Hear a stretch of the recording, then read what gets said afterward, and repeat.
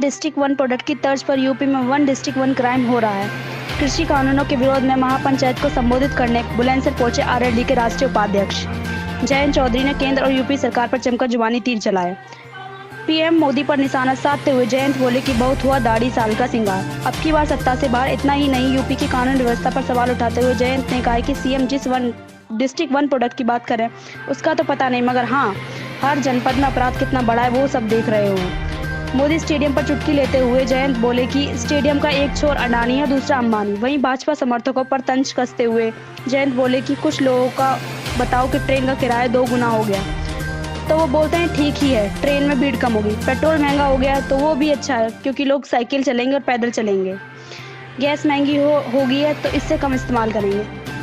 ऐसे लोगों पर चुटकी लेते हुए जयंत बोले कि कुछ लोगों के पास हर बात का एक अलग ही तर्क है, और वो तर्क है कि मोदी जी ने किया है तो ठीक ही किया है, ऐसे लोगों का कुछ नहीं हो सकता। किसानों में जोश भरते हुए जयंत बोले कि ऐसी कोई लाठी नहीं बनी जो किसानों को लग सके।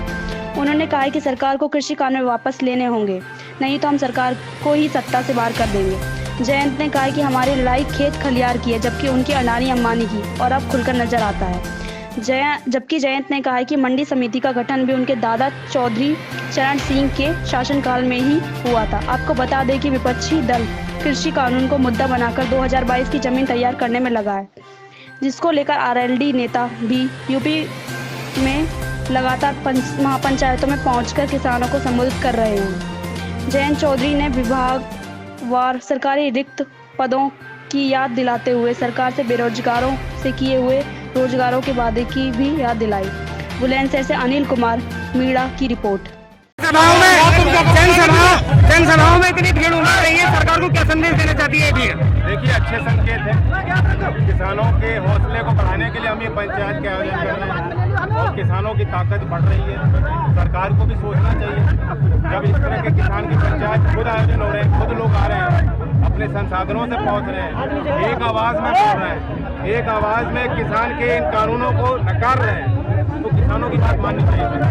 आज आप यूपी सरकार पर क्राइम की बात आपने की है, जबकि यूपी सरकार के जो मुख्यमंत्री हैं वो लगातार कह रहे हैं कि उत्तर प्रदेश में राम राज्य है, और जो अपोजिशन है वो अफवाह फैलाने का काम कर रहा है। देखिए, क्राइम तो बढ़ रहा है। बुलंदशहर में ही एक दर्दनाक क्राइम अभी हुआ, हाथरस में दोबारा एक ऐसी घटना सामने आई है, तो इसे आप नकार नहीं सकते। गवर्नमेंट के खुद के जो स्टेटिस्टिक्स हैं, होम मंत्रालय जो जारी करता है, उन आंकड़ों ने भी ये बताया गया है कि लगातार रेप की घटनाएं, मर्डर, लूटपाट, सारे क्राइम उत्तर प्रदेश में बढ़ते जा रहे हैं। सर, अभी पंचायत चुनाव भी है अप्रैल में, तो पार्टी उस पंचायत चुनाव को किस चुनाव है, लेकिन ये पार्टी की समझ में नहीं है। फिर भी हम कोशिश करेंगे, जहाँ चयन हो सकता है, जहाँ समर्थन हो सकता है, अच्छे लोगों का समर्थन। मंच पर आपने एक प्रकार के क्राइम की बात कही थी कि किस जिले में किस प्रकार का क्राइम बढ़ रहा है, इस पर रोशनी डालिए जरा। वन डिस्ट्रिक्ट वन क्राइम, ये योगी जी के राज में नया जो है कानून व्यवस्था को ध्वस्त करने के लिए ये योजना बनाई गई। योगी जी ने लाल टोपी और हरी टोपी को लेकर एक बयान दिया था। अरे खुद टोपी क्यों पहना रहे पब्लिक को? योगी जी टोपी पहना रहे पब्लिक, चलो बोल रहे हैं। क्या इसके बाद भी बुलंदशहर में और महापंचायत होगी? पंचायतें लगातार चलेंगी। 20 तारीख तक मैंने अपने कार्यक्रम जारी किए हैं, और इसमें मुख्य बात यह है कि पश्चिमी उत्तर प्रदेश से अलग भी अम्बेडकर नगर में 20 तारीख को प्रयागराज में ये किसान पंचायतों का आयोजन हो रहा है, जो ये दिखाता है कि कोई सीमित मुद्दा नहीं है, सिर्फ एक क्षेत्र तक सीमित नहीं। सर, वेस्ट यूपी में जो महापंचायतें हो रही हैं उसमें सर्व समाज के लोग, जो जाट और मुस्लिम की जोड़ी बिछड़ गई थी, वो खासतौर पे मजबूत हुई है।